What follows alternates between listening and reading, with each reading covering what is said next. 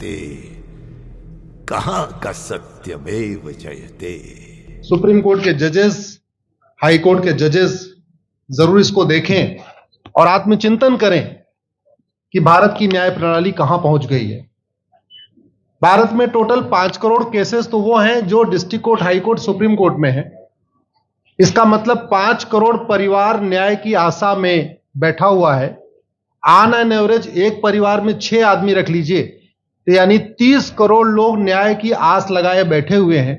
30 करोड़ का मतलब एक अमेरिका, 30 करोड़ का मतलब 15 ऑस्ट्रेलिया, 30 करोड़ का मतलब 7 कनाडा, 30 करोड़ का मतलब 1.5 ब्राजील। इतने लोग भारत में न्याय की आस में बैठे हुए हैं।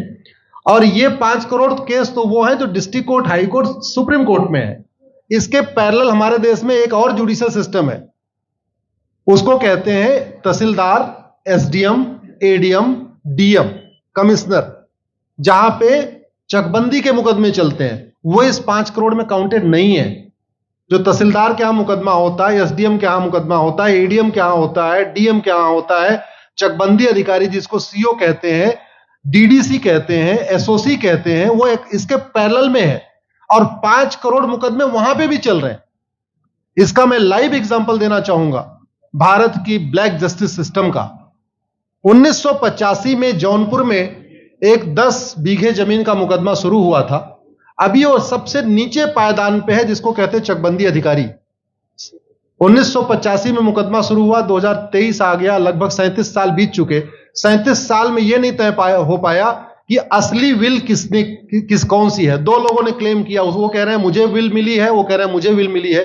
37 साल में यह नहीं डिसाइड हो पाया असली विल किसकी है।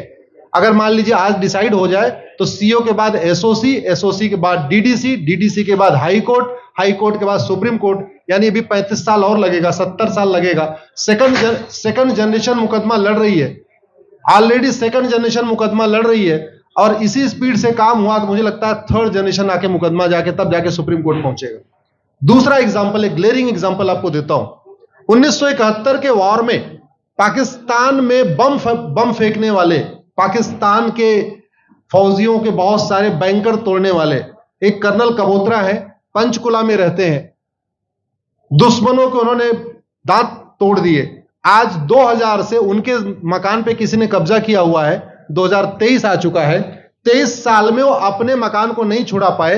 अभी मामला पंचकुला की डिस्ट्रिक्ट कोर्ट में है, उसके बाद चंडीगढ़ हाई कोर्ट जाएगा, फिर सुप्रीम कोर्ट जाएगा। तो 23 साल में वो सबसे नीचे पायदान पे है। वास्तविकता यह है, अंग्रेज चले गए, अंग्रेजी कानून यहीं छोड़ गए, अंग्रेजी व्यवस्था यहीं छोड़ गए। यह व्यवस्था भारत में न्याय देने के लिए नहीं बनी थी।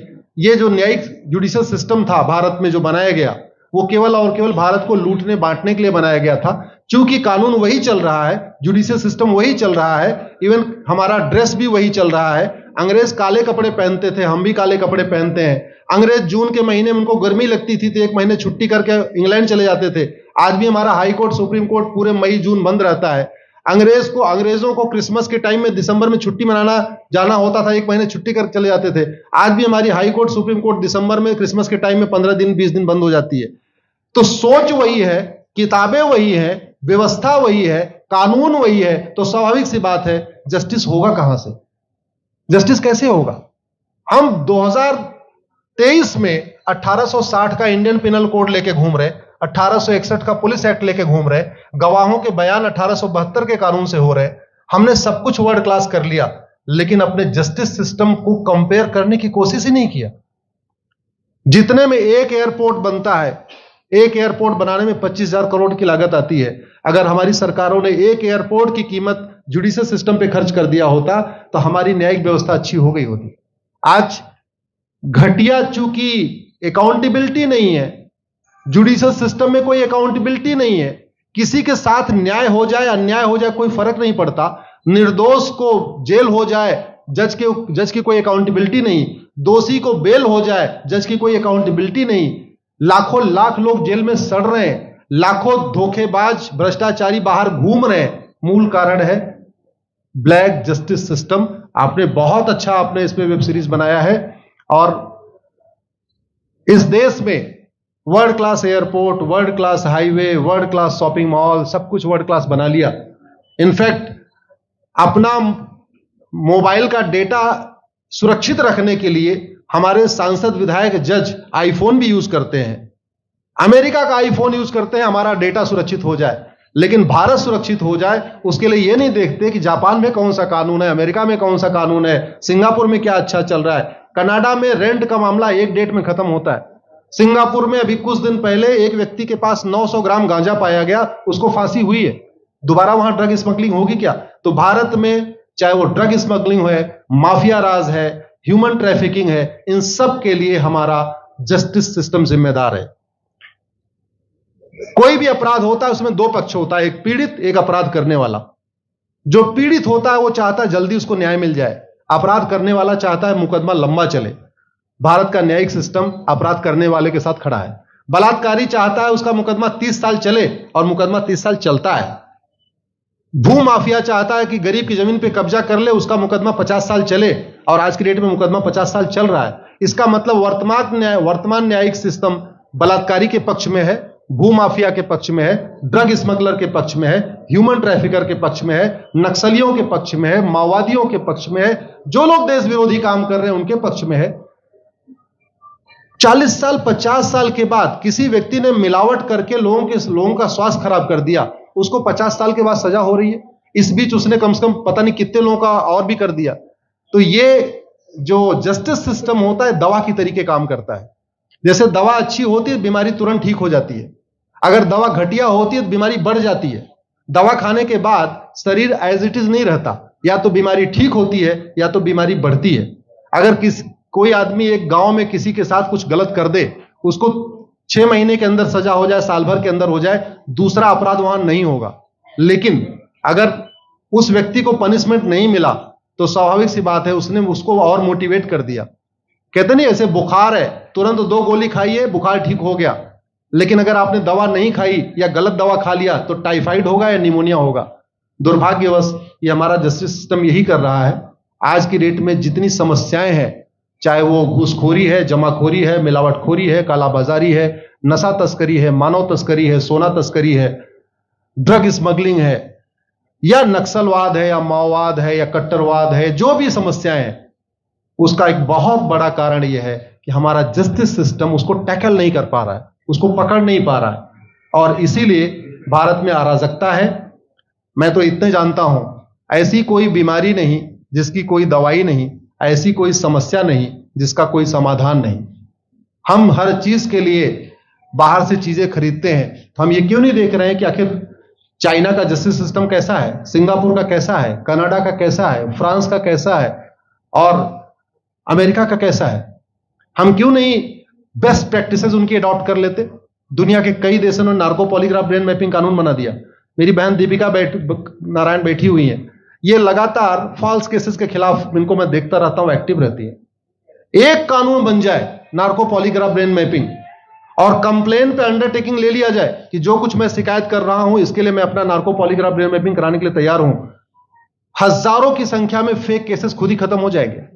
आज की डेट में लोग जुडिशरी की लापरवाही के साथ साथ फर्जी केस से परेशान है, फर्जी गवाही से परेशान है, फर्जी एफआईआर से परेशान है, हजारों परिवार परेशान है। कई बार देखा गया कि जो फैमिली के केसेस होते हैं उसमें कितने सारे फेक केसेस भी आ रहे हैं। तो जो वास्तव में दोषी हैं उनको पनिशमेंट नहीं मिल पा रहा है, जो निर्दोष हैं उनके खिलाफ फर्जी केसेस हो रहे हैं। आज की डेट में गांव में एक दबंग अगर जमीन कब्जा कर लेता है, किसी की हिम्मत नहीं पड़ती उसके खिलाफ कोई गवाही दे दे। लोगों को अपनी जमीन छुड़ाने में 30 साल लड़ना पड़ रहा है, 35 साल लड़ना पड़ रहा है। अगर 30 साल 35 साल के बाद कक्कड़ जी उसको अपनी जमीन मिल भी गई तो उसके साथ न्याय कहां हुआ? 35 साल में उसका टाइम बर्बाद हो गया, 35 साल में उसका पैसा बर्बाद हो गया, 35 साल वो मेंटल ट्रॉमा में रहा, 35 साल उसने तारीख पे तारीख झेली है। और मैं तो डिस्ट्रिक्ट कोर्ट में कई बार जाके देखा, ऐसे परिवारों को देखता हूं जिनके पास बस से आने के लिए पैसा नहीं है, साइकिल से आते हैं।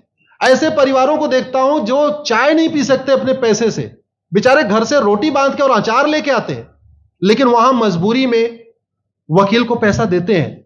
तो हमारी कोर्ट कचहरी वास्तव में दलाली का अड्डा बन गया है। हमारी कोर्ट कचहरी भ्रष्टाचार का अड्डा बन गया है। और मैं दुख के साथ कहना चाहूंगा, अदालतों में न्याय हो नहीं रहा है, बल्कि न्याय बिक रहा है। जिनके पास पैसा है, वो उन्होंने कितना बड़ा क्राइम किया हो, मर्डर किया हो, रेप किया हो, उनको जमानत हो रही है। और जिनके पास नहीं है, वो बेचारे जेल में सड़ रहे हैं। कई बार तो देखा गया, मैंने मेरे मर्डर किया एक्स अनंत सिंह ने, लेकिन एक्स अनंत सिंह बाहुबली थे, उन्होंने थानेदार को 20 लाख रुपए दिया, वो वाई अनंत सिंह को लेकर जेल में डाल दिया। नाम वही है। अब उसके बाद क्या हुआ, 20 साल मुकदमा चला और फिर सबूत के अभाव में छूट गया। तो जिसने मर्डर किया वो तो कभी जेल गया ही नहीं। एक निर्दोष जेल गया, 10-20 साल के बाद उसने अपना जमीन बेचा, सब कुछ किया, मां बाप सब कुछ तबाह हो गए, फिर वो सबूत के अभाव में छूट रहा है। तो सबूत के अभाव में अगर 20 साल के बाद छूट भी गया हो, उसका 20 साल कौन लौटाएगा? उसके 20 साल के लिए कौन जिम्मेदार है? उसके 20 साल जो बर्बाद हुआ, उसके लिए संविधान की शपथ लेने वाले जिम्मेदार हैं। संविधान के प्रियम्बल में लिखा है, हम आपको जस्टिस देंगे, हम आपको न्याय देंगे। न्याय देने की जिम्मेदारी किसकी? जिन्होंने शपथ लिया। शपथ कौन लेते हैं? जजेस लेते हैं, सांसद, विधायक, मंत्री लेते हैं।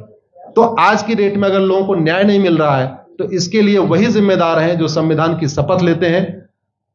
संविधान की शपथ लेने वालों को वेतन, भत्ता, गाड़ी, बंगला इसीलिए मिलता है कि लोगों को न्याय मिल सके, फास्ट जस्टिस मिले, कंप्लीट जस्टिस मिले। अनफॉर्चुनेटली कंप्लीट जस्टिस मिलने में तो 50-60 साल लग जाता है, फास्ट जस्टिस तो सपना हो गया है। इसलिए आज आपने जो ये वेब सीरीज बनाई है, मैं आपको धन्यवाद देता हूं। एक ऐसे विषय पे जिसपे कोई टच नहीं करता, लेकिन जिससे करोड़ों लोग पीड़ित हैं। मैंने कहा ना, 5 करोड़ लोग सीधे district court, high court, supreme court के केसेस से पीड़ित हैं, और 5 करोड़ मुकदमे एसओसी, डीडीसी, तहसीलदार के यहां चल रहा है। तो अगर 5 करोड़ से 30 करोड़ लोग इधर पीड़ित हैं, तो उधर भी पीड़ित है। वास्तव में बहुत बड़ी संख्या भारत में इसी से पीड़ित है।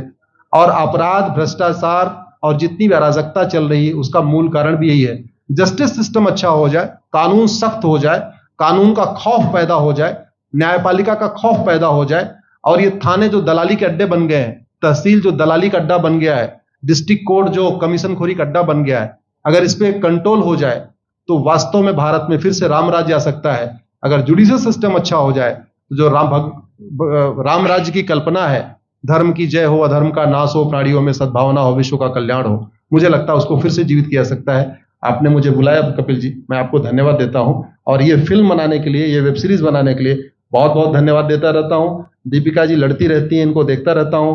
बहन नेहा जी आई हैं, ये अपने गानों से मुझे लगता है बहुत अच्छा आप लिखती हैं। और इसी तरीके से कड़वा सच आप लिखते रहिए, कड़वा सच गाते रहिए। लोग आज की डेट में, यंग जनरेशन कड़वा सच सुनना चाहती है। मीठे झूठ ने इस देश में शुगर, डायबिटीज पैदा कर दिया। भारत केवल लोग डायबिटीज से नहीं पीड़ित हैं, बल्कि हमारी व्यवस्था को डायबिटीज हो चुका है। और उस डायबिटीज को दूर करने के लिए नेहा राठौर जैसी बहनें जो सही बात कह रही हैं, दीपिका जी सही बात कह रही हैं, आप लोग जो है बहुत अच्छा काम कर रहे हैं। और आपने, कक्कड़ साहब, आपने बनाया वेब सीरीज, आपको विशेष आभार, धन्यवाद देता हूं। यही निवेदन करता हूं, इस वेब सीरीज को ज्यादा से ज्यादा देखें। और खास तौर पे अगर आपके जानने वाले कोई जज हैं, कोई आईएएस हैं, कोई आईपीएस हैं, मंत्री, सांसद, विधायक हैं, उनको भी एक बार फोन करके, व्हाट्सएप करके एक बार कहिए कि वो भी इसको जरूर देखें। क्योंकि अल्टीमेटली न्यायिक व्यवस्था बदलने की जिम्मेदारी उन्हीं की है जिनको वेतन, भत्ता, गाड़ी, बंगला, free air ticket, free rail ticket और वीआईपी व्यवस्था मिलती है। ये व्यवस्था उन्हीं को बदलनी है। जय हिंद, धन्यवाद।